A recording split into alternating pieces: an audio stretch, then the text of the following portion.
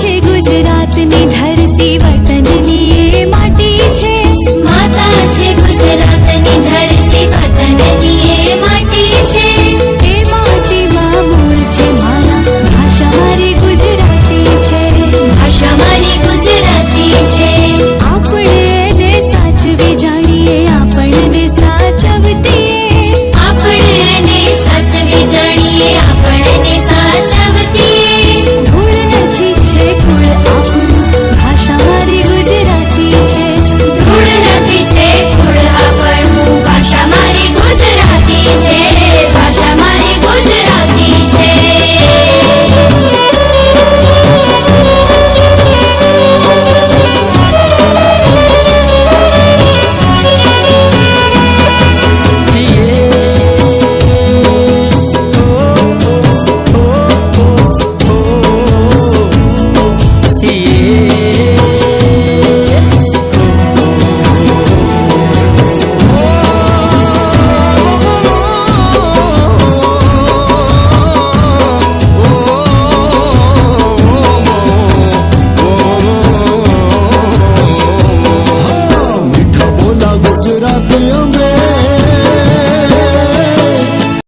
માનવ થાવ તોય ઘણું.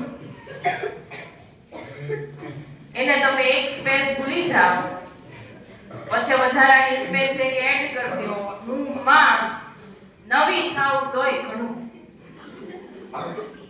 વાક્ય તો એક ને એક છે માત્ર જો એક સ્પેસ ભૂલથી માનવીમાં વધી જાય તો વાક્યનો અર્થ બદલી જાય. એટલે આ ભાષા ગુજરાતી ભાષાની મજા છે. આજે માતૃભાષા દિન છે એટલે માત્ર ગુજરાતી ભાષા દિન નથી. માતૃભાષા દિન એટલા માટે છે કે બધા રાજ્યોમાં માતૃભાષાનું મહત્વ ઘટતું જાય છે. એટલે ક્યાંક ને ક્યાંક અમુક પ્રાદેશિક ભાષાઓ લુપ્ત થતી જાય છે. બંધારણમાં 22 માન્ય ભાષાઓ છે. બંધારણે જેને માન્યતા આપી છે એવી બોલીઓ તો અનેક છે. 12 ગામે બોલી બદલાય. મહેસાણા જાઓ તો ક્યાં ગયા તા એમ નો કે જો ગયો તો એટલે 12 ગામે બોલી બદલાય છે. આપણે અહીંયા કહીએ હાલો હાલો આવું છે અમદાવાદ જાવ કે હેડો આવું બરાબર. એટલે 12 ગામ થાય એટલે બોલી બદલાય પણ એ બોલીની એક મજા છે. પણ આપણે આપણી માતૃભાષાને ભૂલીએ નહીં અને વિચારો નવા સંશોધનો લોહીમાં વણાયેલ ભાષા માતૃભાષા જ હોય. બીજી ભાષા શીખવી જરૂરી છે આવડવી જરૂરી છે. કવિ નર્મદ માતૃભાષા માટે તો કે માતૃભાષા એમના લોહીમાં વણાયેલી છે પણ એટલું જ ફાકડું અંગ્રેજી બોલી શકતા. ઝવેરચંદ મેઘાણી એટલું જ સારું અંગ્રેજી બોલી શકતા પણ સૌરાષ્ટ્રની રસધાર વાંચીએ એટલે આપણે નતમસ્તક થઈ જઈએ.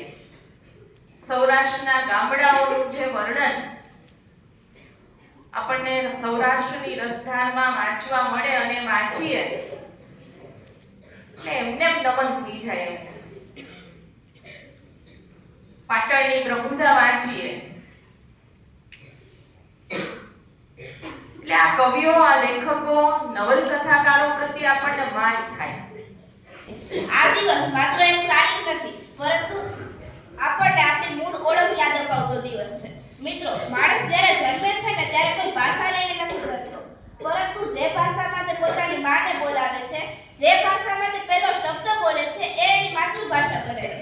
માતૃભાષા ફક્ત સંવાદનું એક સાધન નથી પરંતુ તે લાગણીઓ વ્યક્ત કરવાનો સૌથી શુદ્ધ માર્ગ છે. આ દિવસની શરૂઆત પાછળ એક બલિદાનની કહાની છે. 1952માં બાંગ્લાદેશના વિદ્યાર્થીઓએ પોતાની માતૃભાષા બંગાળીને સન્માન અપાવવા માટે આંદોલન કર્યું.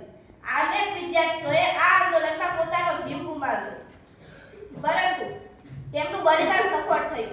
આજે તેમની યાદમાં આખું વિશ્વ માતૃભાષા દિવસ ઉજવી રહ્યું છે. મિત્રો, વિશ્વમાં હજારો ભાષાઓ છે તેમાંની અનેક ભાષાઓ આજે લુપ્ત થવાની કગાર પર છે. ભાષા મરી જાય એટલે માત્ર શબ્દો નથી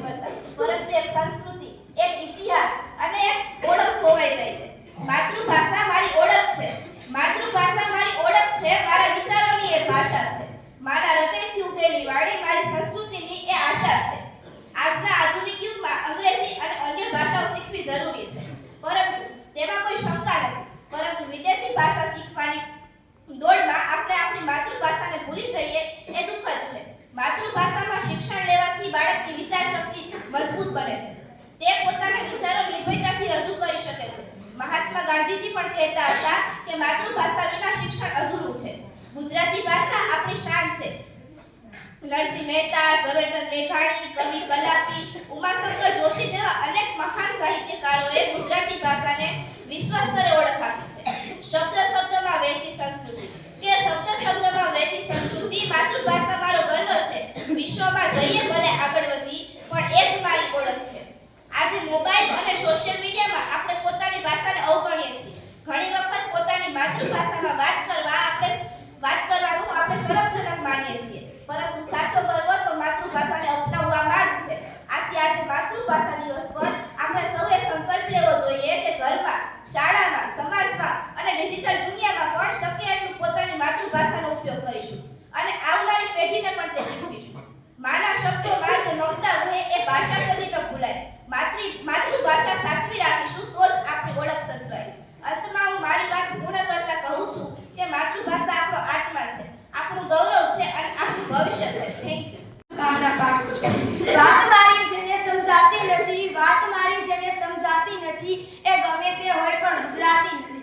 ખલીલ સાહેબના આ શબ્દો ગુજરાતી ભાષાને મુઠ્ઠી ઉચેરી બનાવે છે.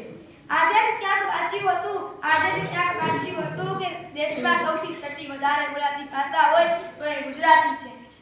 કવિ નર્મદની સ્તુતિમાં 24 ઓગસ્ટને વિશ્વ ગુજરાતી ભાષા દિવસ તરીકે ઉજવવામાં આવે છે.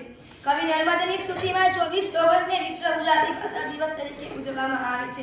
વિપિન પરીખે પણ લખ્યું છે, મને મારી ભાષા બહુ ગમે છે. વિપિન પરીખે પણ લખ્યું છે, મને મારી ભાષા બહુ ગમે છે, કારણ કે ગાને હું બા કહી શકું. તો ઉમાશંકર જોશીએ પણ લખ્યું છે, સદા સૌમ્યથી વૈભવે ઉભરાતી, મળી માતૃભાષા મને ગુજરાતી. તો વિનોદ જોશીએ પણ લખ્યું છે કે એ જ વાતથી ગજગજ ફૂલે છાતી, હું અને મારી ભાષા બંને ગુજરાતી. રસ્તા પરના કૂતરાને હટાવવા હાઈડ જ કેવું પડે, એ સાઈડ પ્લીઝમાં ન સમજે. તેવી જ રીતે મારા ગુજરાતીઓને સમજાવવા મારી માતૃભાષા ગુજરાતી જ વાપરવી પડે, એ અન્ય ભાષામાં ન સમજે. મારી વાણીને વિરામ આપતા અંતે હું એટલું કહીશ, ભાષા મારી ગુજરાતી એથી આંખ મારી રાતી, ભાષા મારી ગુજરાતી તેથી આંખ મારી રાતી, એ તો મારી આરાધના તેથી વાત મારી રાતી.